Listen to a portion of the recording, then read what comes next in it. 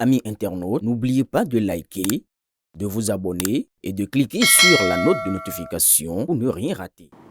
Bonsoir à toutes et à tous. Ce mercredi 4 mars 2026, l'actualité nationale et internationale est marquée par des décisions structurantes et des rebondissements politiques majeurs. Entre recomposition de l'opposition, renforcement de la sécurité, protection du patrimoine et ambition sportive, le gouvernement et les acteurs politiques multiplient les actions pour répondre aux défis contemporains.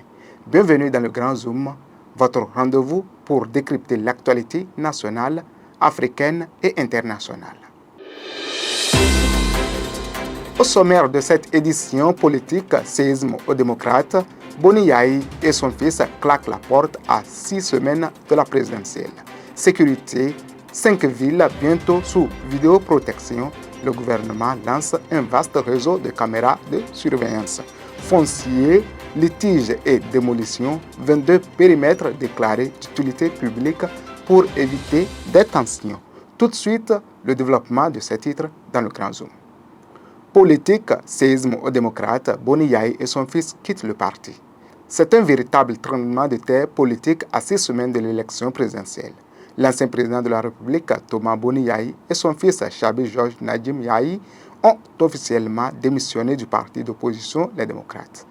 Les raisons invoquées, selon des sources proches de l'ex-chef de l'État, Boni Yayi, aurait choisi de se retirer pour des raisons de santé, confirmant ainsi sa volonté annoncée en décembre dernier de prendre du recul de la vie politique active.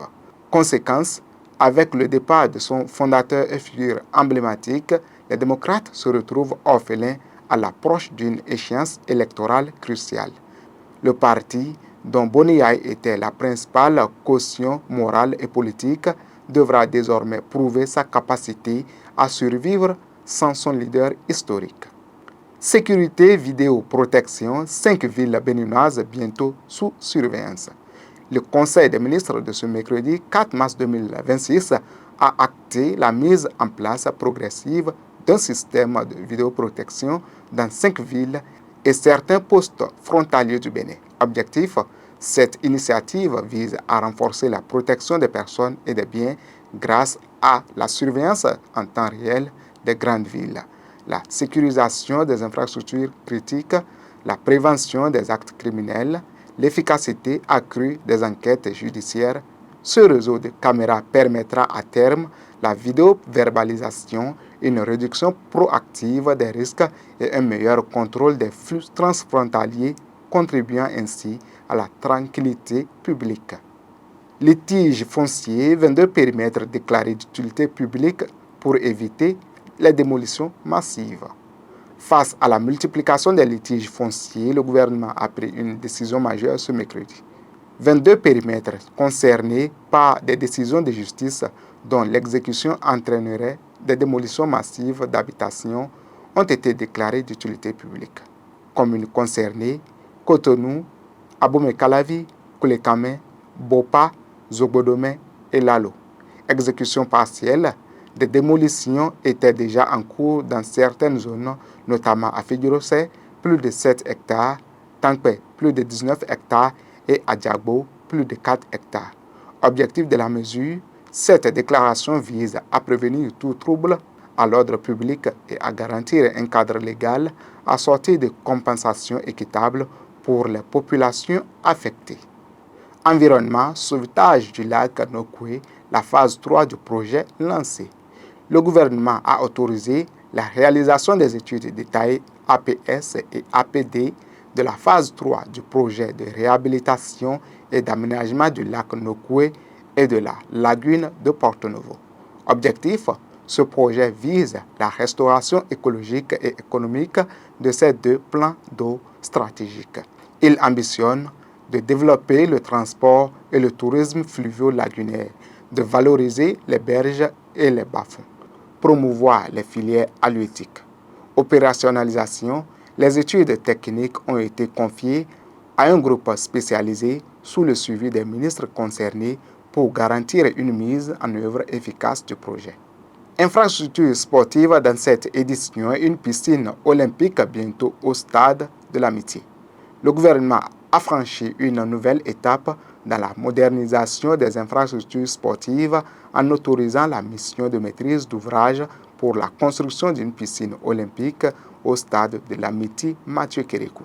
Ce projet vise à promouvoir la pratique de la natation à haut niveau, offrir aux jeunes athlètes béninois un cadre d'entraînement conforme aux normes internationales, améliorer les performances des nageurs nationaux pour les compétitions internationales.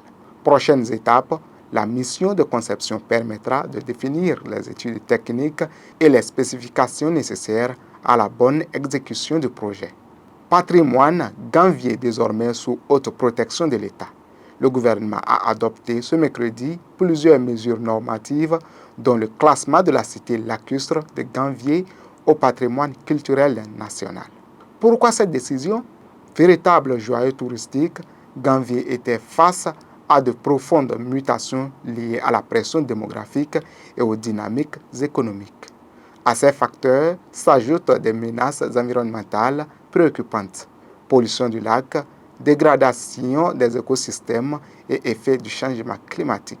Objectif, face à ces défis, l'État entend assurer une protection renforcée afin de préserver la valeur historique, culturelle et écologique exceptionnelle de cette cité unique au monde. Football, dans cette édition, le Togo tient son nouveau sélectionneur. La sélection nationale du Togo a trouvé un nouveau guide.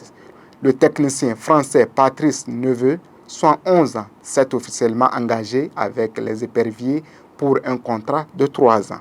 Parcours, fort d'une riche expérience sur le continent africain, Patrice Neveu a déjà dirigé plusieurs sélections, notamment la Guinée, la RD Congo, la Mauritanie et le Gabon. Mission, il succède à Nibombe Daré, remercié pour insuffisance de résultats. Sa principale mission sera de qualifier le Togo pour la prochaine Coupe d'Afrique des Nations, une compétition que les éperviers ont manqué lors de la dernière édition. Fait divers dans cette session d'information, Tchaourou découverte macabre, un corps sans tête retrouvé sur la voie publique. La matinée du mardi 3 mars 2026 a été marquée par une scène d'horreur à Tchaourou sur la route nationale inter-État numéro 2. Les faits, le corps sans vie d'un individu a été découvert en plein milieu de la chaussée, précisément devant le lycée technique de Tchaourou, entre les localités de Gbagbe et Tekparou. Première constatation, alertée, la police républicaine s'est rapidement rendue sur les lieux. Si la position du corps suggérait dans un premier temps un accident de la circulation, un élément troublant est venu complexifier l'enquête.